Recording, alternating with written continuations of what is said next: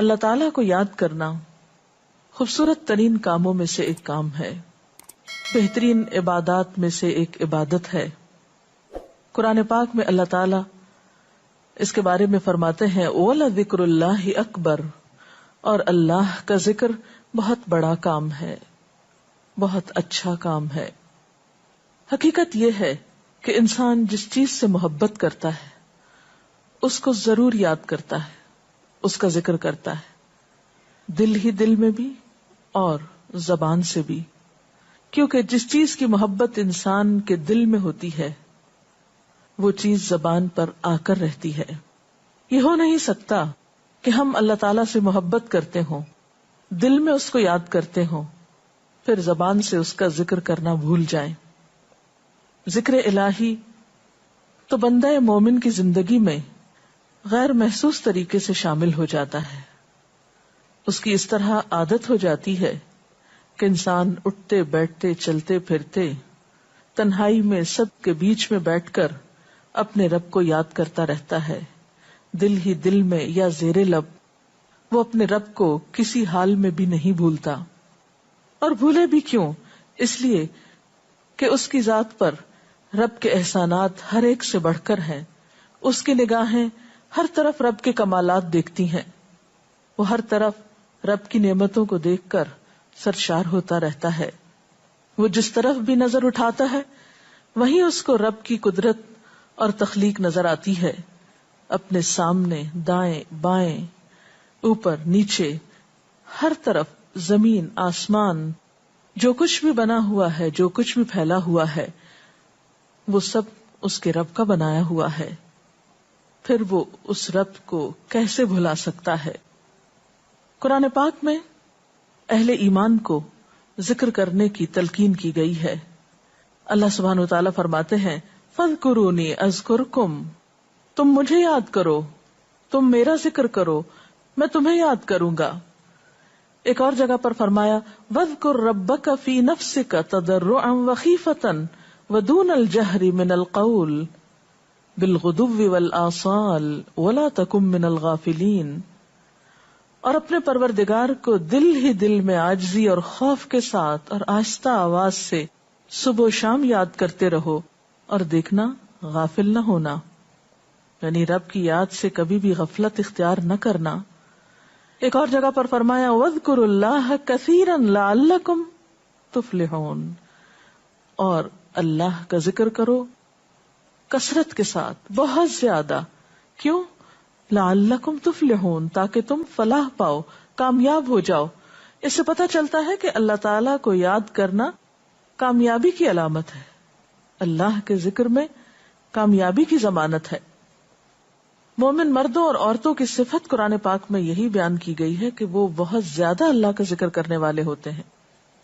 سورۃ الاحزاب میں آتا ہے وَالذَّاكِرِينَ اللَّهَ كَثِيرًا وَالذَّاكِرَاتِ، اور اللہ کا ذکر کرنے والے مرد اور اللہ کا ذکر کرنے والی عورتیں جو کثرت سے اللہ کا ذکر کرتے ہیں۔ کثیرن اعد اللہ لہم مغفرۃ واجرا عظیما، اللہ نے ان کے لیے بخشش اور بہت بڑے اجر کا وعدہ کر رکھا ہے۔ اور پھر یہ کہ ذکر کرنے کے لیے کوئی خاص وقت مقرر نہیں، انسان ہر حال میں ذکر کر سکتا ہے، ہر وقت میں ذکر کر سکتا ہے۔ نبی صلی اللہ علیہ وسلم کے بارے میں آتا ہے کان یذکر اللہ فی کل احیانہ، آپ ہر وقت میں، یعنی ہر قسم کے وقت میں، دن میں یا رات میں، صبح میں یا شام میں اللہ کا ذکر کیا کرتے تھے۔ حدیث پاک میں آتا ہے، حضرت ابو موسیٰ اشعری سے روایت ہے مثل الذی یذکر ربہ والذی لا یذکرہ مثل الحی والمیت، رواہ البخاری۔ آپ صلی اللہ علیہ وسلم نے فرمایا اس شخص کی مثال جو اپنے رب کا ذکر کرتا ہے زندہ انسان کی طرح ہے، اور اس کی مثال جو اپنے رب کا ذکر نہیں کرتا مردہ شخص کی طرح ہے۔ گویا ذکر کرنے والا اور نہ کرنے والا، ان دونوں کے درمیان اتنا ہی فرق ہے جتنا ایک زندہ اور مردہ انسان میں فرق ہوتا ہے۔ اور یہ فرق کتنا بڑا ہے، یعنی انسان تو وہی ہوتا ہے، لیکن زندہ انسان میں اور مردہ انسان میں زندگی اور موت کا فرق ہے۔ بالکل اسی طرح جو شخص اپنے رب کو یاد کرتا ہے، اس کا ذکر کرتا ہے، اس کے اندر ایک زندگی ہے، اس کے اندر ایک خاص خوشی ہوتی، اطمینان ہوتا ہے، اور وہ جو نہیں کرتا اس کا دل مردہ ہوتا ہے، اس کے اندر زندگی کی کوئی امنگ نہیں ہوتی۔ ایک اور حدیث میں آتا ہے، نبی صلی اللہ علیہ وسلم نے فرمایا، اللہ تعالیٰ فرماتا ہے میں اپنے بندے کے خیال کے مطابق ہوتا ہوں یا خیال کے ساتھ ہوتا ہوں، جو خیال وہ میرے بارے میں رکھتا ہے میں اسی کے مطابق اس کے ساتھ معاملہ کرتا ہوں، اور میں اس کے ساتھ ہوتا ہوں جب وہ مجھے یاد کرتا ہے۔ گویا ذکر کرنے والے اللہ کی مدد کے مستحق ہوتے ہیں، یعنی اللہ ایسے بندوں کے ساتھ ہوتا ہے جو ذکر کرتے رہتے ہیں۔ اگر وہ مجھ کو اپنے دل میں یاد کرتا ہے تو میں بھی اس کو اپنے دل میں یاد کرتا ہوں، اور اگر وہ مجھے کسی جماعت میں بیٹھ کے یعنی کسی گروپ میں یعنی پبلک میں بیٹھ کے یاد کرتا ہے تو میں اس کو اس سے بہتر جماعت میں یاد کرتا ہوں، یعنی فرشتوں کی جماعت میں یاد کرتا ہوں۔ تو گویا فاذکرونی اذکرکم، تم مجھے یاد رکھو میں تمہیں یاد رکھوں گا۔ تو جو شخص بھی یہ چاہتا ہو کہ اللہ تعالیٰ اس کو یاد رکھے، اس کی مشکل میں اس کی مدد کرے، تو اس کے لیے کیا ضروری ہے کہ پھر وہ ذکر کرتا رہے۔ اور ذکر تمام عبادات کو خوبصورت بناتا ہے۔ مثلا روزہ رکھنا ایک عبادت ہے، لیکن جس روزے میں ذکر الہی ہو اس کا اجر و ثواب کئی گنا بڑھ جائے گا۔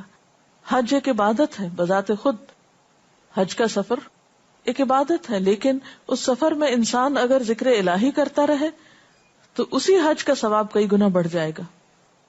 اور نماز تو سراسر ہے ہی اللہ کی یاد کا نام، اقم الصلاۃ لذکری، نماز قائم کرو میری یاد کے لیے۔ اللہ کے ذکر کا بہترین طریقہ ہے۔ ایک اور موقع پر آپ صلی اللہ علیہ وسلم سے جب یہ پوچھا گیا کہ سب سے اچھی نماز کس کی، سب سے اچھا روزہ کس کا، سب سے اچھا حج کس کا، سب سے اچھا مجاہد کون، تو آپ صلی اللہ علیہ وسلم نے ہر بار یہی جواب دیا کہ جو اپنے ان کاموں میں ذکر الہی کثرت کے ساتھ کرے۔ اور ذکر کرنے والے ہر میدان میں آگے نکل جاتے ہیں۔ حدیث پاک میں آتا ہے نبی صلی اللہ علیہ وسلم نے فرمایا مفردون سبقت لے گئے۔ لوگوں نے پوچھا کہ یہ مفردون کون ہیں؟ فرمایا وہ مرد جو کثرت کے ساتھ اللہ کا ذکر کرتے ہیں اور وہ عورتیں جو کثرت کے ساتھ اللہ کو یاد کرتی ہیں۔ اور یہاں آپ نوٹ کر رہے ہیں خاص طور پر مردوں کے ساتھ ساتھ عورتوں کا ذکر بھی ملتا ہے۔ حضرت عبداللہ بن بصر فرماتے ہیں کہ ایک شخص نے عرض کیا یا رسول اللہ صلی اللہ علیہ وسلم، بے شک اسلام کے احکام مجھ پر بہت ہیں، یعنی ذمہ داریاں بہت ہیں، کرنے کے کام بہت ہیں، آپ مجھے کوئی ایسی بات بتائیں جسے میں اپنے لیے لازم کر لوں، یعنی میرے لیے آسان ہو اور میں پابندی سے کر سکوں۔ تو آپ صلی اللہ علیہ وسلم نے فرمایا لا یزال لسانک رطبا من ذکر اللہ، کہ ایک چیز پابندی سے پکڑ لو، اور وہ کیا کہ تیری زبان ہمیشہ اللہ کے ذکر سے تر رہے، ہر دم اللہ کو یاد کرتے رہو۔ اور یہ حقیقت ہے کہ انسان کوئی بھی کام کر رہا ہو، مثلا خواتین کھانا پکا رہی ہیں، گھر صاف کر رہی ہیں، واک کر رہی ہیں، کوئی بھی کام کر رہی ہیں اس طرح کا، تو اس میں ساتھ ساتھ اللہ کی یاد کرتی رہیں، سبحان اللہ، الحمدللہ، اللہ اکبر، استغفر اللہ، لا الہ الا اللہ، ان اذکار کا ورد کرتے رہیں، تو اس میں کام بھی ہوتا رہے گا اور اس کے ساتھ ساتھ اللہ کی یاد بھی ہوتی رہے گی۔ خصوصی طور پر 2 کلمات ایسے ہیں جن کے بارے میں بہترین اجر کی خوشخبری سنائی گئی۔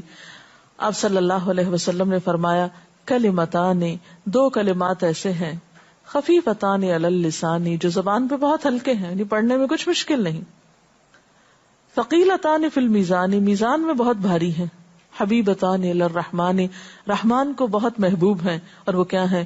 سبحان اللہ و بحمدہ، سبحان اللہ العظیم۔ چلتے پھرتے، اٹھتے بیٹھتے، کام کاج کرتے، تسبیح پڑھتے رہنا، ذکر کرتے رہنا، انسان کے دل کو جہاں اطمینان بخشتا ہے وہاں اس کے کام کو آسان بھی کر دیتا ہے، اور اللہ کی مدد بھی ساتھ ہوتی ہے۔ اور قرآن پاک میں ایسے لوگوں کے لیے خوشخبری ہے، الا بذکر اللہ تطمئن القلوب، سنو اللہ کے ذکر سے دلوں کو اطمینان ہوتا ہے۔ اور ویسے بھی میزان میں بہت بھاری نیکی ہے۔ ایک حدیث میں آتا ہے کہ رسول اللہ صلی اللہ علیہ وسلم نے لوگوں سے پوچھا کیا میں تمہیں نہ بتاؤں کہ تمہارے اعمال میں سب سے اچھا عمل، سب سے پاکیزہ اور تمہارے درجات کو سب سے زیادہ بڑھانے والا، اور جو تمہارے لیے سونے چاندی کے خرچ کرنے سے زیادہ بہتر ہو، اور اس سے بھی بہتر ہو کہ تم اپنے دشمنوں سے ملو، ان کی گردنیں تم مارو اور وہ تمہاری گردنیں مارے، تو کیا ایسا عمل نہ تمہیں بتاؤں؟ صحابہ نے عرض کیا، ضرور یا رسول اللہ صلی اللہ علیہ وسلم، ہمیں ایسا عمل بتائیے. تو آپ نے فرمایا وہ اللہ کا ذکر ہے، یعنی تمام اعمال میں وہ سبقت لے جاتا ہے. اسی طرح ایک اور حدیث میں ہے، رسول اللہ صلی اللہ علیہ وسلم نے فرمایا کہ جب بھی کچھ لوگ بیٹھتے ہیں اور وہ اللہ کا ذکر کرتے ہیں، کسی مجلس میں اکٹھے ہو کر بیٹھتے ہیں، تو اللہ کی رحمت ان کو ڈھانپ لیتی، ان پر سکینت نازل ہوتی ہے. اللہ تعالیٰ ان کا اپنے ہاں ذکر کرتے ہیں. گویا اکیلے بھی ذکر کیا جا سکتا ہے اور کسی مجلس میں اکٹھے بیٹھ کر بھی. پھر اسی طرح صبح و شام بھی، جیسا کہ قرآن پاک میں آتا ہے، وَسَبِّحْ بِحَمْدِ رَبِّكَ قَبْلَ طُلُوعِ الشَّمْسِ وَقَبْلَ غُرُوبِهَا، اپنے رب کی تسبیح بیان کرو سورج نکلنے سے پہلے اور اس کے غروب ہونے سے پہلے.